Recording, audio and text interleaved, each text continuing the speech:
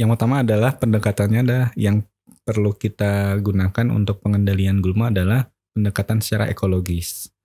Jadi tidak secara sempit, ketika ada gulma matikan. Ketika ada gulma matikan dengan herbisida.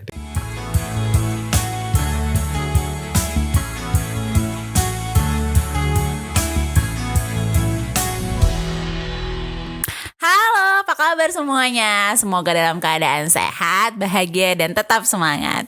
Perkenalkan, nama aku Sela Marlinda. Kita di Biosing, podcastnya Semia Biotrop.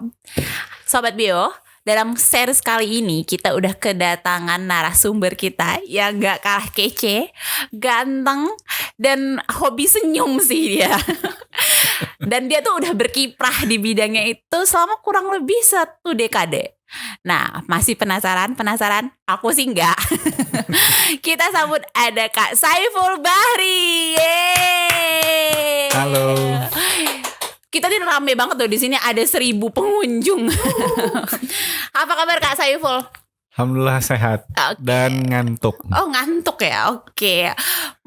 Aku makasih banget nih Kakak udah meluangkan waktu Kakak untuk datang ke sini ya. Kita akan ngobrol membahas dengan topik gulma ya. Oke. Nah, itu pasti udah di bidang kamu dong Kak. Kamu tuh udah, kayaknya aku udah ngelihat kamu tuh di gulma itu udah lama banget. Kamu tuh bakal udah membahas soal dampak gulma, tahu terus jenis-jenis gulma, pasti kamu udah khatam banget. Nah, tapi sebelum ke sana kan teman-teman pendengar podcast kita ini tuh pengen tahu siapa sih narsumnya. Nah, boleh dong sedikit kamu jelasin diri kamu sendiri ya, gitu. Siapa? Kamu lahir gitu ya, di mana, dan stay sekarang itu lagi di mana? Oke, silakan Kak. Oke, makasih Kak Sela. Halo semuanya. Nama favorit ya, Saiful Bahri. Jadi ada nama yang gak favorit ya Kak? Orang-orang biasa teman dekat memanggil Saiba karena dulu kami ada di kampus, ada satu kepanitiaan, ada 3 namanya Saiful Bahri. Akhirnya bikin kesepakatan, yang satu dipanggil Ipung, satu panggil Evul, satu panggil Saiba. Sampai sekarang jadi kebawa. Oke, jadi kamu Saiba. Nah. Oke.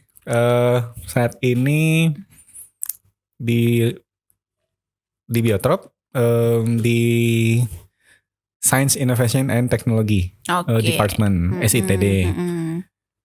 Tepatnya di unit di section EOC, Earth Observatory Center. Oke. Nah, kalau boleh tahu di EOC sendiri itu memayungi ada beberapa lab atau gimana? Ini dikat gak sih nanti? Ngobrol aja. Ngobrol aja Kak. Sorry. Enggak, karena udah nggak boleh bilang lab nih, karena ada regulasi yang nggak boleh bilang lab gitu kan. Oh gitu. Oke. Jadi nggak berarti unit lah. Jadi unit. Ya. Unit. Ada 2 unit. Yang pertama herbarium, yang kedua itu gulma dan tumbuhan asing invasif. Oh, oke. Nah, kalau boleh tahu Kakak udah berapa lama sih di Biotrop? Formally 2014 ya. Formally 2014 sampai sekarang. Formally masuk herbariumnya itu magang dulu sekitar 1 tahun di herbarium. Ada seleksi staff. Nyoba ya, alhamdulillah Keterima.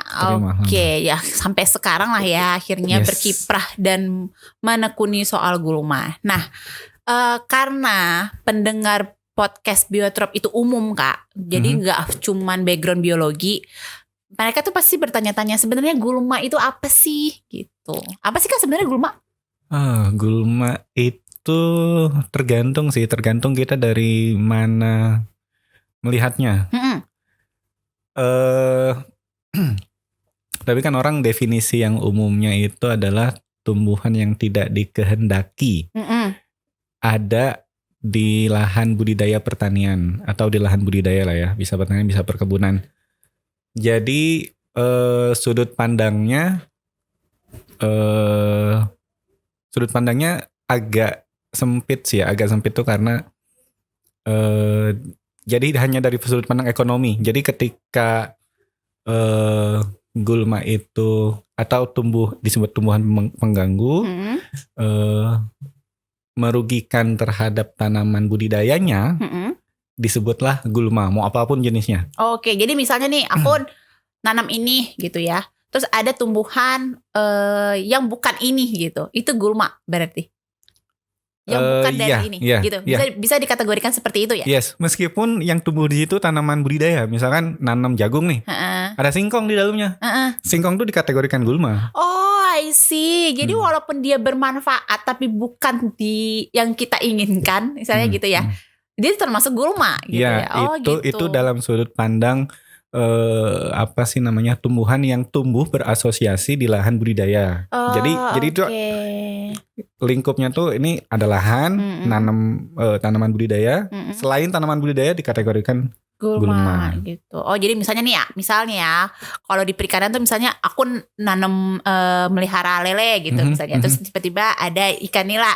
Nah, nilanya itu jadi si gulmanya gitu. Padahal aku kepengennya kan cuma lele doang kayak gitu.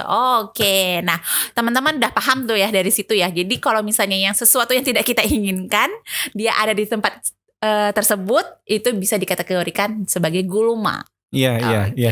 Makasih banyak ini nanya definisi di awal, jadi kita bisa meluruskan nih Kak gitu. Karena kan biasanya kalau teman-teman tuh taunya gulma tuh yang negatif-negatif gitu kan. Pokoknya yang gitu gak sih Kak?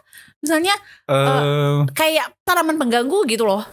Ya sebenarnya berkembang sih sekarang ya. Jadi konsep gulma itu bukan hanya sebagai tanaman pengganggu, tapi sekarang konsepnya dipandangnya lebih luas secara pendekatannya itu ekologi. Ekologi itu artinya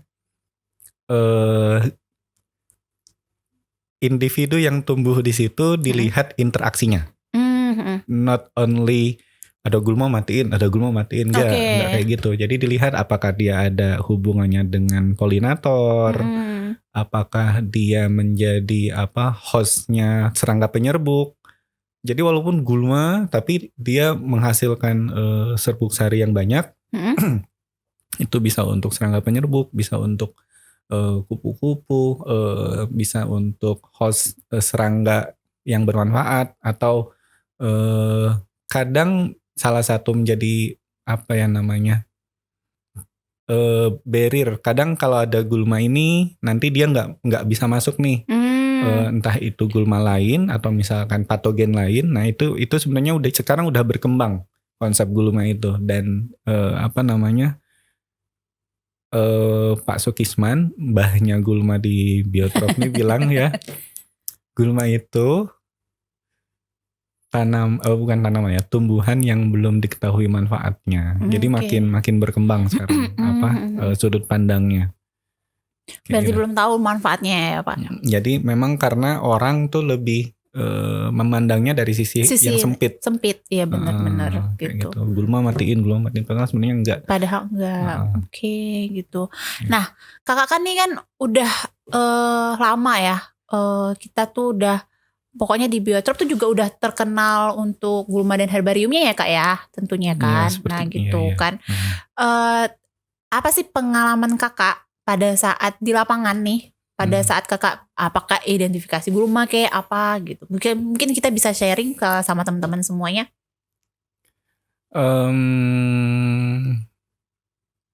Nanya apa sih? Gak fokus guys. Gak gini. Pengalaman Kakak nih, Kakak kan sudah terlalu lama nih, sudah banyak banget juga terjun di lapangan kayak gitu kan. Tentu dong pasti ada punya pengalaman yang memang sebenarnya yang ternyata gulma itu kayak gitu ya, kayak gitu. Akhirnya ada kata-kata ternyata seperti ini, ternyata seperti itu. Itu pengalaman yang kayak gitu bisa nggak diceritain? Oke, I see. Oke. Jadi kami pernah ke Taman Nasional Baluran. Ini agak meluas konsepnya, ada ke tumbuhan invasif. Karena gulma sekarang konsepnya berkembang menjadi tumbuhan invasif. Yeah. Nah, yang paling menarik adalah yang menarik salah satunya kalau kita melihat atau survei gulma dari berbagai daerah, kita akan nemuin, oh ini gulma di daerah ini tumbuhnya kayak gini. Oh gulma di daerah ini kok beda ya? Itu yang pertama. Jadi ada Oh beda-beda ya Kak? Ada pengaruh lingkungan.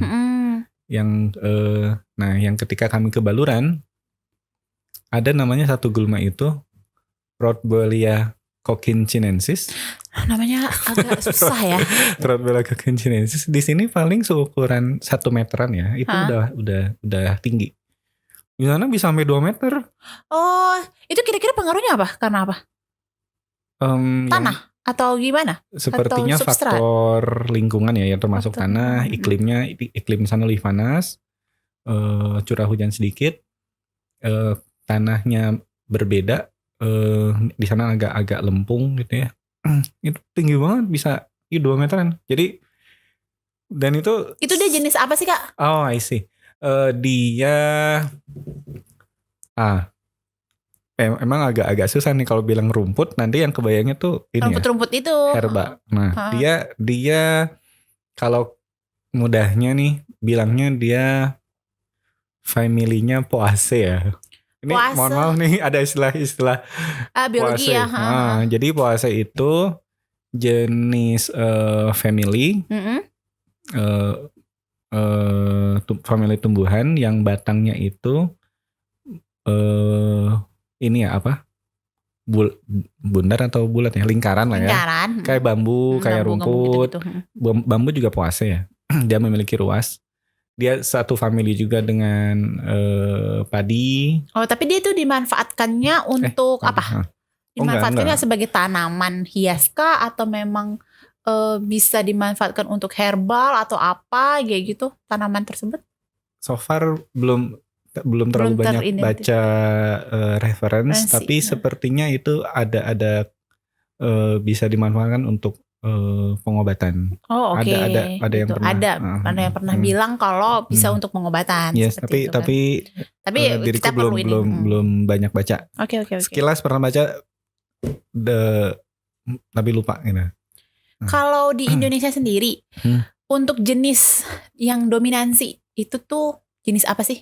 Dan di daerah mana? Oh, ini nih harus melihat. Jadi gini, untuk melihat mana yang dominan, ada berapa banyak.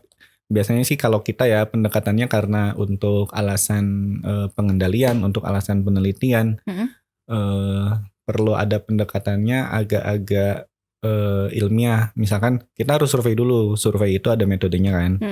Nah kita survei di daerah, misalkan di sawit lah ya gampang. Nah di sawit kita bikin plot banyak. Nanti kita akan tahu strukturnya dan komposisinya. Struktur itu kan gulma yang dominan apa aja. Komposisinya itu ya gulmanya apa aja kayak gitu. Umumnya sih ya ini akan sangat terpengaruh terhadap iklim mikro yang ada di lokasi tersebut. Kayak gitu. Kalau misalkan iklimnya terbuka, komposisinya bisa beragam. Biasanya contoh misalkan kalau yang paling umum ya, babadotan. Babadotan tuh apa ya Kak? Mungkin teman-teman pada nggak tahu nih Kak, jenisnya apa ya? Ini terkenal umum di daerah Jawa Barat mungkin ya. Babadotan. Ageratum conizoides. Terus misalkan yang umum juga ada elusin, ada itu jenis-jenis tanaman. Iya, ya ini yang dikategorikan gulma. Oh, oke. Oke, terus tapi itu bisa dimanfaatin. Babadotan itu banyak yang pakai kalau orang luka nih. Itu pakai daunnya digesek kasih. Oh gitu. Nah tuh informasi penting nih buat teman-teman. Jadi babadotan itu bisa untuk minimalisir luka ya? Iya, untuk mengobati kalau misalkan luka gores. Untuk dia fungsinya bisa untuk antiseptik kali ya? Ke antiseptik juga? Lebih ke buat ini sih menghentikan pendarahan. Tapi saya belum banyak meneliti kandungannya apa, tapi cuma biasanya kearifan lokal tuh banyak ya. Cuma masyarakat biasanya memanfaatkan itu seperti itu. Nah itu tuh contoh ya Kak ya? Iya itu udah dari lama ya. Itu kalau misalnya yang untuk minuman herbal gitu, apa gitu? Minuman kan biasanya nih ya untuk nurunin kolesterol, darah tinggi kayak gitu. Nah, ada namanya, ini yang udah banyak juga yang meneliti, namanya ini dia dari Asteraceae. Asteraceae itu masih satu famili dengan babadotan. Vernonia amygdala. Vernonia amygdala, orang-orang sih bilangnya daun Afrika ya. Nah, ini banyak yang melakukan penelitian untuk untuk jadikan obat herbal. Oke. Itu kalau dari sisi gulmanya ya. Lalu kalau misalkan gulma-gulma yang lain, ada yang bilang ini alang-alang, tuh kan alang-alang. Oh, tahu. Akarnya. Oke, akar alang-alang. Ya, akarnya alang-alang itu bisa dimanfaatkan sebagai obat-obatan, tapi saya lupa untuk obat apa seperti itu. Nah, berarti itu salah satu tadi contoh-contoh yang udah disebutin sama Kak Saiful itu bisa berpotensi untuk dikembangkan oleh masyarakat seperti itu kan. Ya, mungkin betul. bisa meningkatkan value ya untuk ya mungkin bisa dimanfaatkan langsung setidaknya oleh masyarakat setempat gitu kan. Jadi walaupun terkesan seperti gulma yang tadi konsepnya sempit sebagai tanaman mengganggu, tapi dia bisa memanfaatkan tapi dia bisa menjadikan sebagai suatu yang bisa dimanfaatkan oleh masyarakat setempat minimalnya seperti itu ya kan ya. Ya, biasanya sih gitu. Jadi mohon maaf, tapi yang perlu digarisbawahi adalah ini bisa berkembangnya ke bioprospecting, untuk etnobotani juga ya, dari tumbuhan gulma. Kalau gulma itu kan di tanaman budidaya. Ya, umumnya orang bilang gulma. Maksudku gini, masing-masing tumbuhan tuh kan punya kandungan biokimia yang berbeda nih. Betul. Jadi untuk untuk kalau misalkan nih pakai daun ini untuk ngobatin ini, nih pakai daun ini. Nah, itu bisa lebih, maksudku gini, kita juga harus berhati-hati karena ketika misalkan karena tidak semua sama ya kan untuk diperuntukannya untuk sebagai apa tidak bisa disamaratakan seperti itulah ya kan. Misalnya sama kayak dosis juga sih ya Kak ya kan gitu. Jadi karena mungkin barangkali apakah mungkin nih pada saat untuk nurunin ini dia cuma bisa menggunakan akarnya sekian gitu. Tapi kalau misalnya untuk yang diabetes mungkin bisa 2 kali lipatnya dia seperti itu, atau kurang lagi dari yang penyakit yang ini seperti itu gitu kali ya Kak ya. Karena itu akan mempengaruhi keefektivitas dari si tanaman itu sendiri gitu kan ya. Betul. Maksudnya dari mulai processingnya, berapa lama dia direbus, di suhu berapa, itu tuh nanti akan berbeda tuh kandungan yang keluarnya. Iya. Jadi maksudku perlu banyak baca lagi cari literatur yang terpercaya. Jangan, maksudnya jangan dibilang ya mungkin, tapi kan kita sering ya ya mungkin untuk dosis-dosis yang sedikit bisa nggak terlalu berefek, tapi kalau misalkan kita lalai bisa jadi kematian malah gitu karena ya. Sorry. Kenapa nih Kak? Ada satu jenis yang dia bisa bikin fly. Oh, jadi kayak narkoba gitu ya?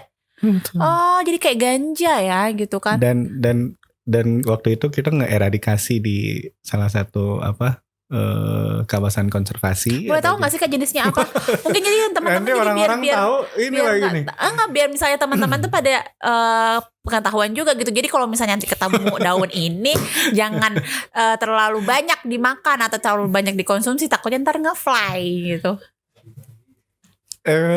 Yang jenis apa? Jenis apa? Yang tadi? Saya nggak tahu namanya.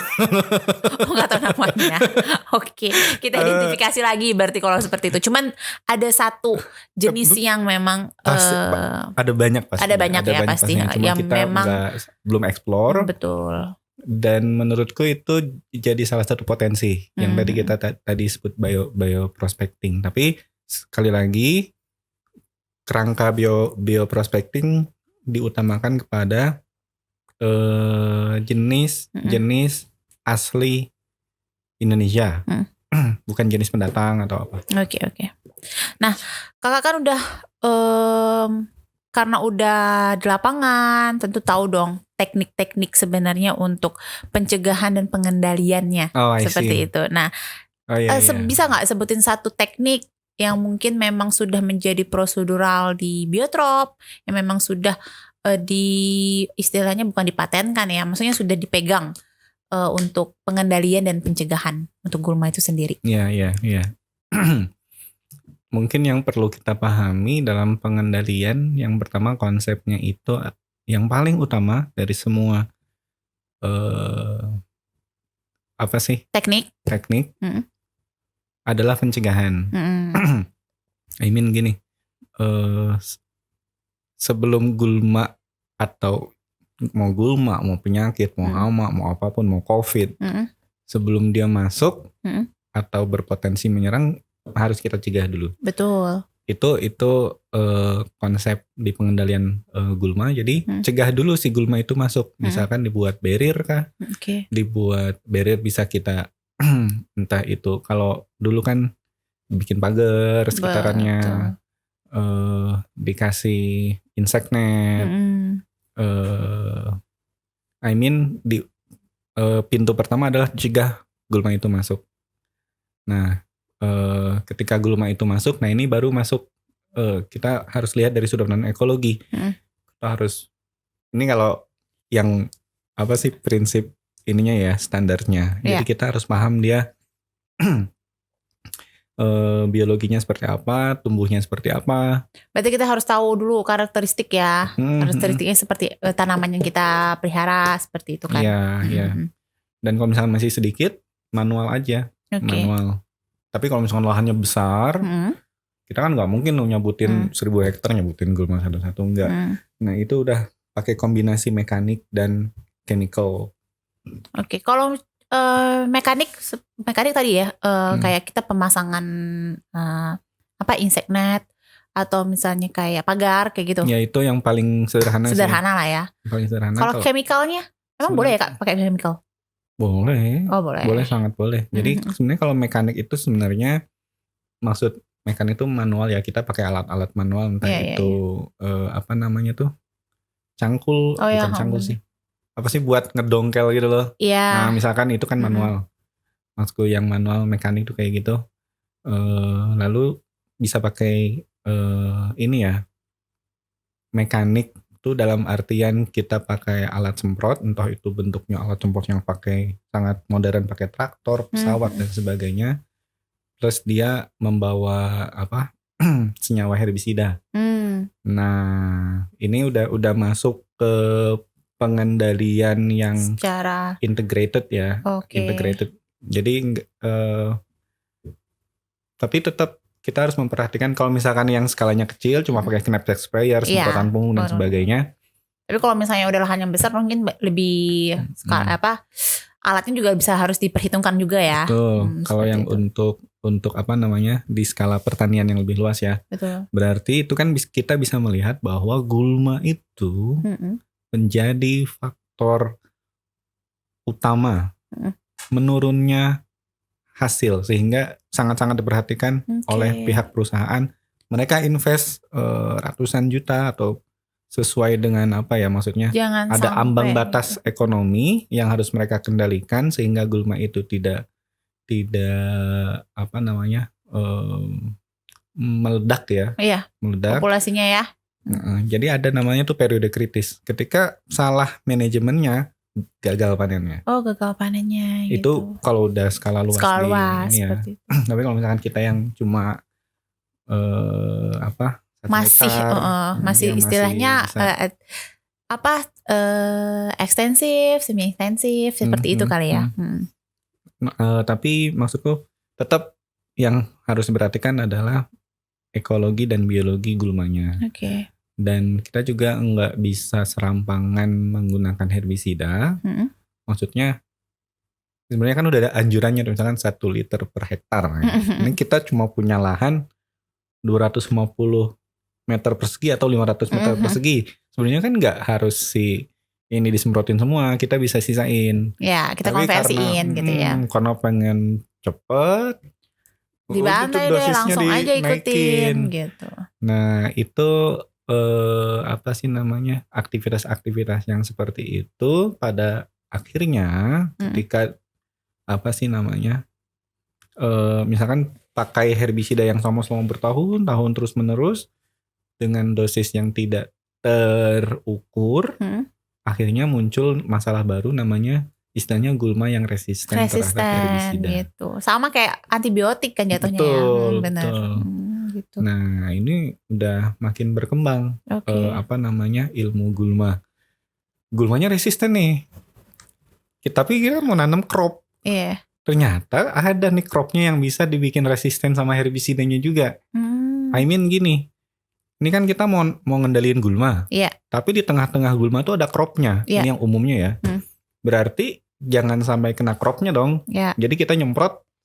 Ya di luar dari cropnya itu dong. Misalkan ada garis tanam, jalur tanam, kita nyemprot di antara tanaman kan. Nah sekarang sudah banyak berkembang cropnya yang tahan herbisida, terutama dari jagung. Jagung tuh udah banyak banget. Banyak banget. Jadi mau nyemprot jagung nih, ada gulmanya, ya udah semprot. Jagungnya nggak tahu nama. Ya benar, karena udah resisten ya sama si herbisida itu. Nah ini sudah semakin berkembang sekarang. Ilmu gulma seperti itu. Oke. Gimana? Paham sih aku. Semoga teman-teman juga bisa menangkap maksud dari yang Kak Saiful udah jelasin. Nah, tapi Kak sebelum kita akhiri nih sesi kita, aku pengen dong dengerin pesan Kakak kepada mungkin untuk dua istilahnya dua kacamata. Yang pertama untuk teman-teman yang sedang menggeluti dunia pergulmaan, gitu kan. Itu bisa dari berbagai kalangan ya Kak, misalnya dari mahasiswa dari siswa gitu, pesannya apa gitu. Terus sama untuk komunitas-komunitas gulma se-Indonesia. Oke, silakan Kak. Jadi yang pertama,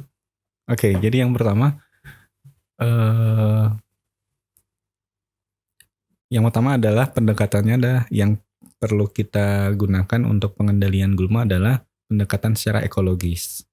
Jadi tidak secara sumpit, ketika ada gulma matikan. Ketika ada gulma matikan dengan herbisida. Ketika ada gulma matikan dengan herbisida. Padahal kalau misalkan kita lihat secara ekologis, kita bisa menerapkan apa yang disebut dengan integrated pest management.